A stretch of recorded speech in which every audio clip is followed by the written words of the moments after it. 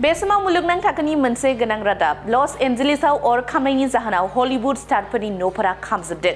लस एन्जेलिसआव गिख्रंथाव अर खामगासिनो दङ। मोनसे गोख्रों बारजों हाग्रानिफ्राय सहराव सौहैनाय अरा रोजा रोजा बिल्डिंफोराव सोरगिदिं गिख्रंथाव महरै साग्लोबसारदों। बे अर खामनायजों दासिम 5,000 हेक्टरनिबो बांसिन ओनसोलाव गोहोम गोग्लैदों।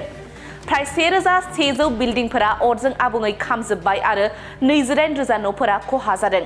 बे समावनो 7 सुबुंनि जिउ खहा जानायनिबो रादाब मोननाय जादों। अर खामनाया ओरैबायदि गिख्रंथावदि लस एन्जेलिसनि जायगाफोराव जेराव अरा सौहैदोंमोन सोरगिदिं अरखौल' नुनो मोनदों।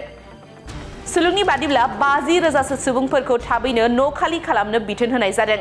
बेजों लोगोसेनो 3 लाखसो सुबुंफोरखौ मोनसे रैखाथि गोनां जायगायाव थांनो बिथोन होनाय जादों।